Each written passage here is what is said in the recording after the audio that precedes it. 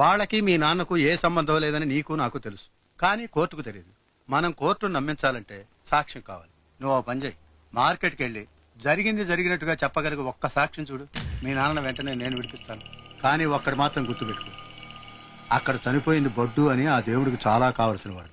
నాకు తెలిసినంత వరకు ఆ దేవుడు మీ నాన్నను అంత ఈజీగా వదలడు. వాడికి ఎదురు నిలబడి సాక్ష్యం చెప్పేవాడు దొరకటం కూడా చాలా కష్టం. అయినా ట్రై చేయి.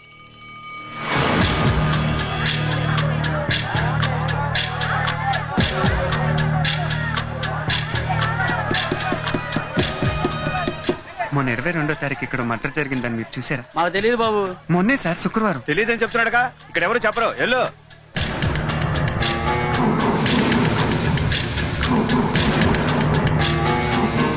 బాబు, పోయిన శుక్రవారం ఈ మార్కెట్ లో మర్డర్ జరిగింది, చూసారా? పోయిన శుక్రవారం జరిగిన మర్డర్. ఎందుకయ్యా నోరు మూసుకుని పని చూసుకో. అడగదు బాబు, ఇక్కడ ఎవరు చెప్పరు. అది మా మానాన్ని మమ్మల్ని బతకనింటయ్యా. ఎందుకు ఇలా అర్థం చేసుకోరేంటి?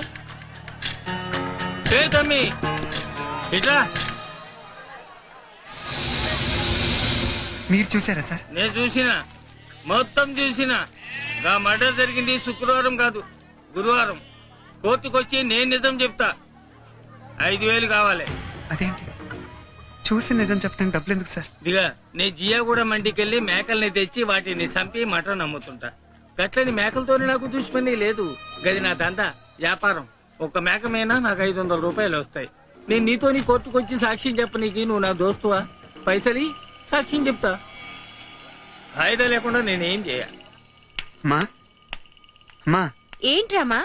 ఒక ఆయన సాక్ష్యం చెప్పడానికి ఒప్పుకున్నారమ్మా, కానీ 5,000 కావాలంట. 5,000? అయినా సాక్ష్యం చెప్పడానికి ఇంకెవరూ ఎందుకురా? అదంతా జరిగినప్పుడు నేను అక్కడే ఉన్నానుగా, నేను వచ్చి చెప్తాను. కుదరదమ్మా, అయిన వాళ్ళు సాక్ష్యం చెప్తే చల్లదు. అదేంట్రా? అయిన వాళ్ళు చెప్పే నిజానికన్నా కాని వాళ్ళు చెప్పే అబద్ధానికి విలువ ఎక్కువ. అంతేనమ్మా, అదేనమ్మా మా న్యాయశాస్త్రం.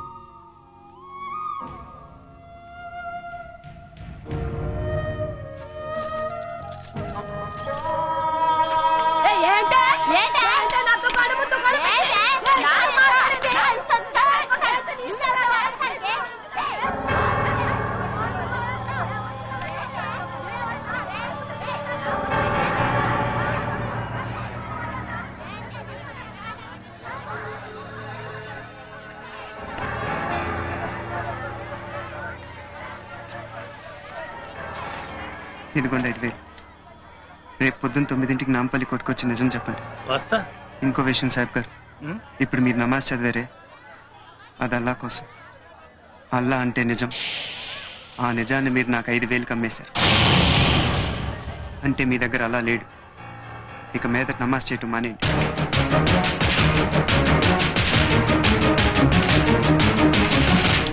ఇదిగా ఆగు. నీ పైసలు నువ్వు తీసుకో. నిన్ను కన్నా అమ్మా గొప్పది. నే కోర్టుకొచ్చే నిజం చెప్తా. నీ కోసం కాదు, మీ నాయన కోసం కాదు, అల్లా కోసం. ఏడుంటే నన్ను చంపేస్తారు. నన్ను ఎక్కడికైనా తీసుకుపో.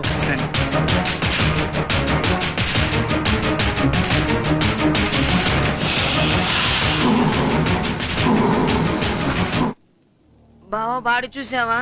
గుణపం ఎంత నొక్కినా తనవి తీరదు. అన్నా అన్నా అన్నా అన్నా, ఆ ఫైర్ మ్యాన్ గాని కొడుకు సాక్ష్యం చెప్పడానికి మటన్ షాప్ సాయిబ్ గాని తీసుకోండి అన్నా.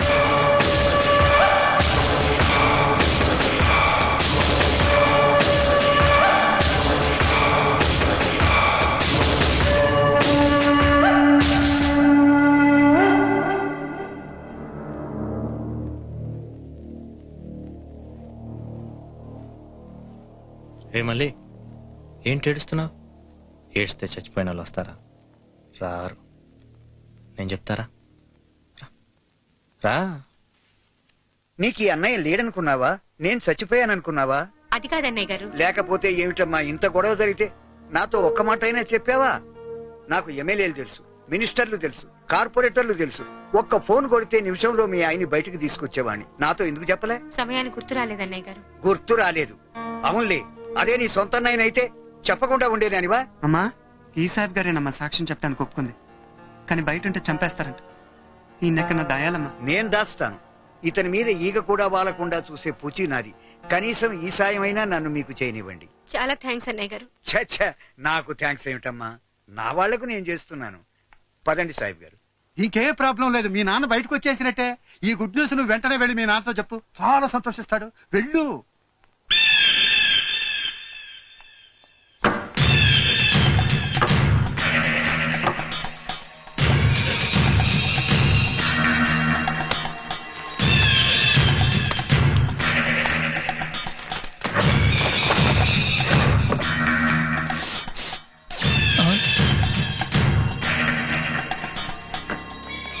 బయటికి వెళ్ళండి.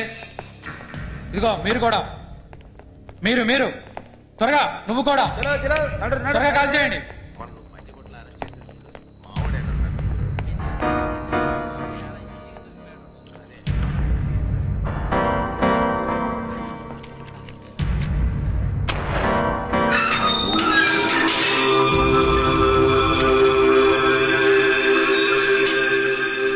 గుర్తుపట్టావా?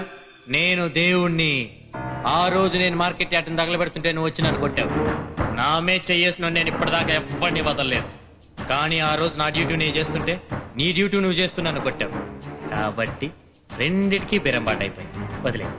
నేను ఈ రోజు ఈ సిటీని వెళ్తున్నానంటే దానికి కారణం ఆ బడ్డుగాడు. వాడు నీ చేతిలో చచ్చిపోయాడు. నాకు చాలా కోపం వచ్చింది. నిన్ను నరికేద్దాం అనుకున్నాను.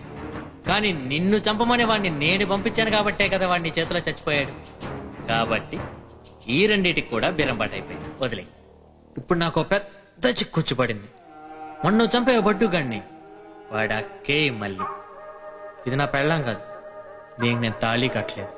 కానీ ఇది రోజు నాతో పనుకొని నాకు సుఖాన్ని ఇస్తుంది. మరి నా పెళ్ళాం కాకపోయినా నాతో పనుకొని నాకు ఇంత సుఖాన్ని ఇస్తున్నప్పుడు దీని రుణం నేను తీర్చుకోవాలిగా. అందుకని దీని తమ్ముడిని చంపి నిన్ను చంపి ఆ రుణం తీర్చుకొని రెండు బెరంబాటు చేద్దాం అనుకుంటున్నా. నువ్వు చచ్చిపో. అవును, చచ్చిపోవాలి. చూడమ్మా, బడ్డుగాడిని నేను చంపలేదు, మీ వాళ్ళ వల్లే చచ్చిపోయాడు. తప్పు చేసింది మీరు, తప్పు పట్టేది నన్న. ఇప్పుడు చెప్తున్నాను, బడ్డుగాడేంటి నీలాంటి కుక్కల్ని నడి రోడ్డు మీద పెట్టి నిలువునా నరుకుతాను. నీది ఒక బతుకేరా?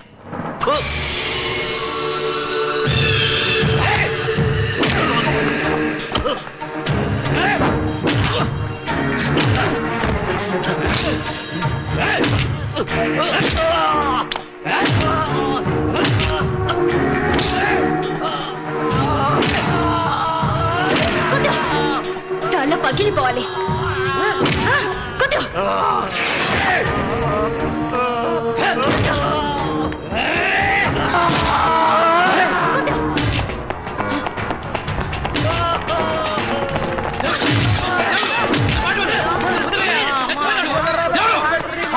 అతను ఏమైనా జరిగితే మా ఉద్యోగాలు పోతే నా మాట మీద తోడు.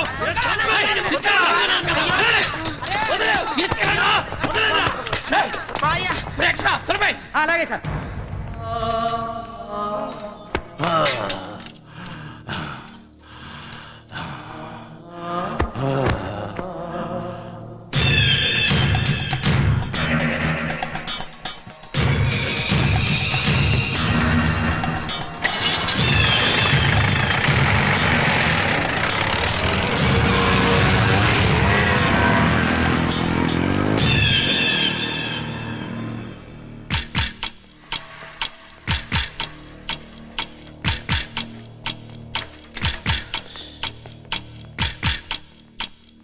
సార్, ఫైర్మెన్ వెంకటేశ్వరరావు గారిని కలవాలి.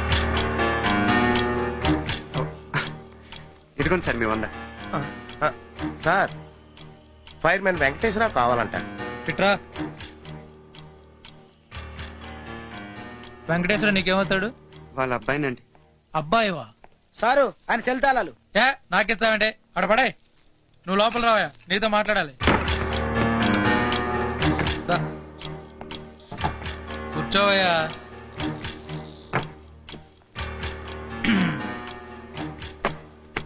మీ నాన్న నిర్దోషి, ఏ తప్పు చేయలే. ఇప్పుడు నేను తలుచుకుంటే ఇప్పుడే వదిలేయగలను. ఓ పని చేయి, మీ ఇంటికి వెళ్ళి 50,000 పట్టరా. ఇప్పుడు 8 అయింది కదా, 8:15 కల్లా మీ నాన్న వదిలేస్తా. వెళ్ళి. సార్, మీకు డబ్బులు ఇస్తే మా నాన్న చెయ్యంతా ఒప్పుకున్నట్టు అవుతుంది కదా సార్. ఎందుకయ్యా కన్న తండ్రి దగ్గర పేనాస్తానం చూపిస్తున్నావు? నేను ముందే చెప్తున్నాను, అర్థం చేసుకో. అర్థమవుతుంది సార్. మీరు లంచం కొడుతున్నారని అర్థమవుతుంది, కానీ మా నాన్న ఏ నేరం చేయలేదు సార్. మీ నాన్న నేరం చేశాడా చేయలేదా అన్నది కాదు, నాకు డబ్బులు కావాలి అంతే. న్యాయం మా వైపు ఉంది సార్. మా నాన్న తప్పకుండా ఇంటికి వచ్చేస్తారు. ఈ కాకి డ్రెస్ తలుచుకుంటే రాడు. వస్తాడు సార్. మాకు మంచి సాక్ష్యం దొరికింది. రేపు పొద్దున కోర్టులో మా నాన్న తప్పకుండా వదిలిపెడతారు. బయటకు వచ్చిన 5 నిమిషాల్లో వేరే కేసు బుక్ చేసి మళ్ళీ లోపల పడేస్తా. ఏం చేస్తావు? మాతో పెట్టుకోకు, వెళ్ళి డబ్బులు పెట్టరా.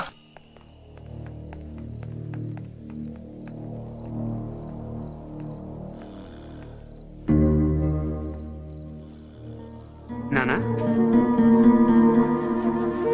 నానా నానా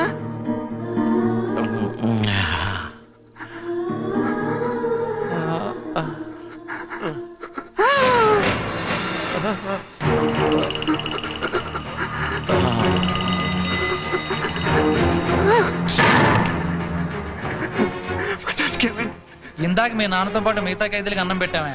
మీ నాన్న తన అన్నం తినేసి పక్కోడు ప్లేట్ లాక్కోవడం ట్రై చేశాడు. ఇద్దరు కొట్టుకున్నారు. ఎంత బతుకు బతుకు అన్నం కోసం కొట్టుకోవడం ఏంటయ్యా, కుక్కల్లాగా? అబద్ధం అబద్ధం, మీరు అబద్ధం అంటున్నారు. మీరందరూ కలిసి మా నాన్న చంపేస్తాం అనుకుంటున్నారు. ఇక్కడుంటే మా నాన్న చంపేస్తారు. నేను మా నాన్న తీసుకెళ్ళిపోతాను. మా నాన్న తీసుకెళ్ళిపోతాను.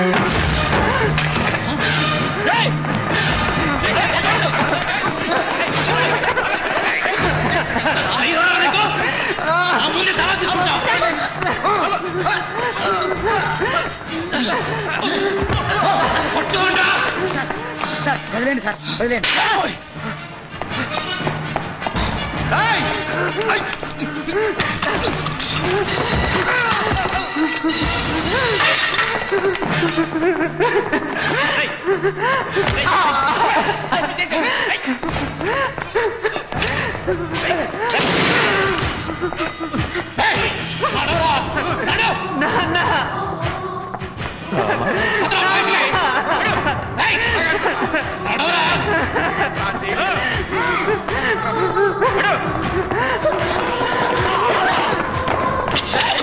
ఏంట్రా పిచ్చ పిచ్చ వేషాలు వేస్తున్నావు?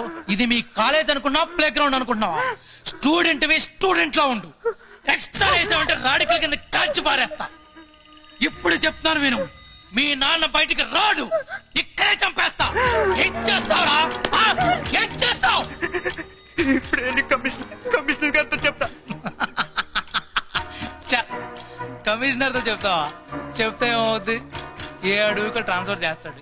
మహా అయితే 6 నెలలు సస్పెండ్ చేస్తాడు. అంతకంటే ఏం చేయలేడు. ఓ పని చేయి, కమిషనర్ తో చెప్తావు కదా, ఆ పక్కన వాళ్ళ అమ్మ కూడా ఉంటది, ఆవిడకి కూడా చెప్పు. ఇక్కడేం కాదు. ఏంట్రా చూపు?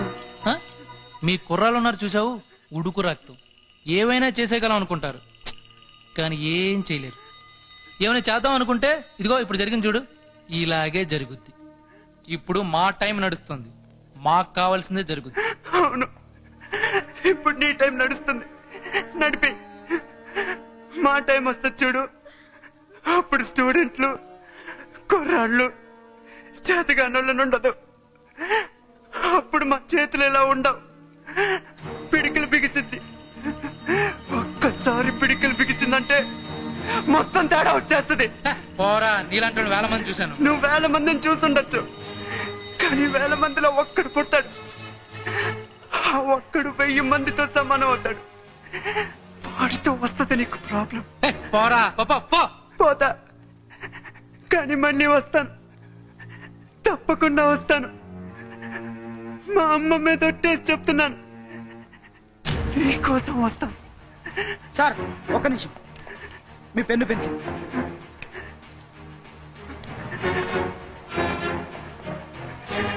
నీకోసం. అరే ఆ టీవీ ఆ బొట్టు అని చూస్తుంటే 1000లో ఒక్కని లెక్కనే ఉన్నాడు సార్.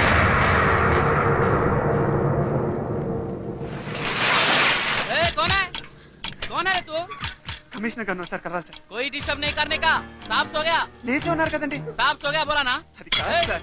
సార్ మా నాన్నగారికి బాగా దెబ్బలు తగిలి సార్, ఒక్కసారి ఆయన కలవాలి సార్. साफ सो गया बोला ना, सो गया. సార్ ప్లీజ్ సార్, అర్థం చేసుకోండి సార్. 100 रुपया, 100 రూపాయలు.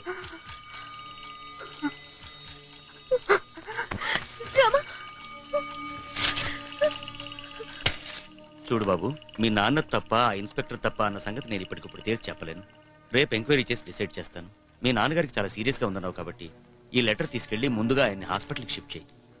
మా ఆఫీస్కి వెళ్ళి దీని మీద స్టాంప్ వేయించుకుని పోలీస్ స్టేషన్లో ఇచ్చేయి. వెళ్ళు బాబు, వెళ్ళు. నేను ఫోన్ చేస్తాగా.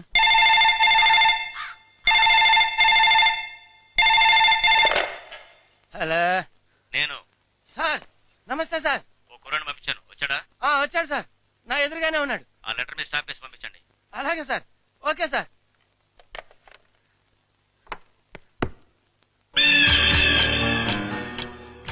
నాయనా, ఈ 3 సింహాలున్న స్టాంప్ వేస్తేనే ఈ లెటర్ కి విలువ. ప్రస్తుతానికి ఈ 3 సింహాల ఖరీదు 500. ఆ డబ్బులు అక్కడ పెట్టు, ఈ స్టాంప్ ఇక్కడ వేస్తా. సార్, ఇప్పుడు నా దగ్గర అంత డబ్బు లేదు సార్. మీకు మళ్ళీ తీసుకొచ్చేస్తాను సార్. అవతల మా నాన్నకు చాలా సీరియస్ గా ఉంది సార్. ముందు స్టాంప్ వేయండి సార్. చూడు బాబు, ఇదే కుర్చీలో 25 ఏళ్లుగా కూర్చొని ఈ నడుము వంగిపోయింది. తిన్నగా నిలబడి చాలా ఏళ్ళయింది. ఇలాంటి కన్నీటి కథలు విని విని ఈ జుట్టు తెల్లబడిపోయింది. ముందు డబ్బులు అక్కడ పెట్టు, స్టాంప్ వేస్తా. Delivery on cash. Sir please sir. ఎలా ఎలా ఎలా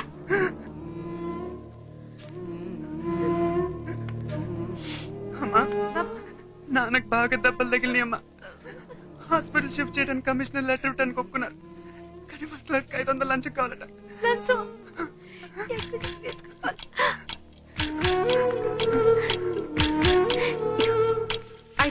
తీసుకెళ్ళి బాబు.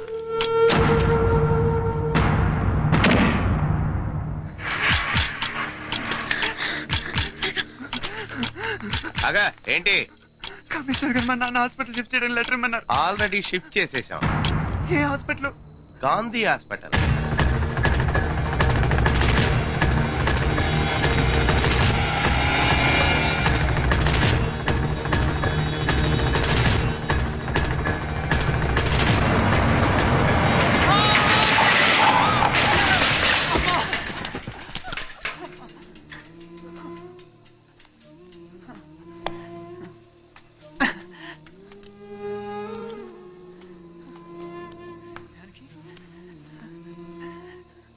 జానకి, జానకి,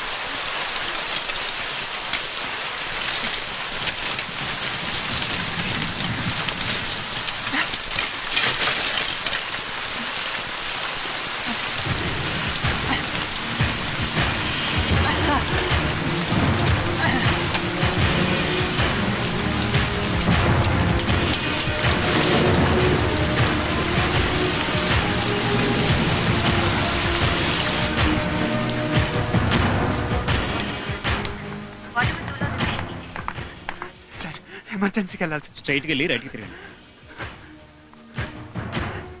ఏమంటే తలకు దెబ్బ తగిలింది. పడుకోబెట్టండి. కొంచెం చూసుకోండి, ఇప్పుడే వచ్చేస్తా. సరే.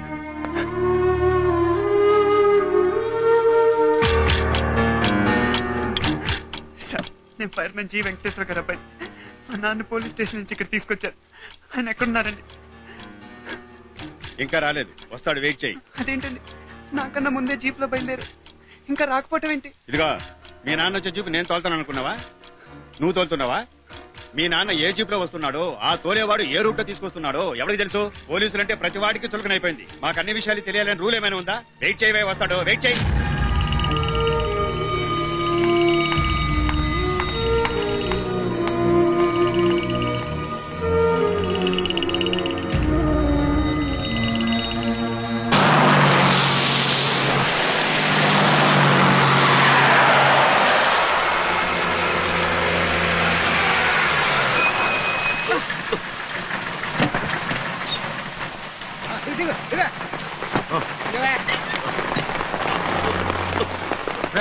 బెడల్ది ఇదిగో నువ్వు ఏ తప్పు చేయలేదు. నేను నిన్ను వదిలేస్తున్నాను. వెళ్ళిపో వెళ్ళిపో, వాళ్ళ దగ్గరికి వెళ్ళిపో.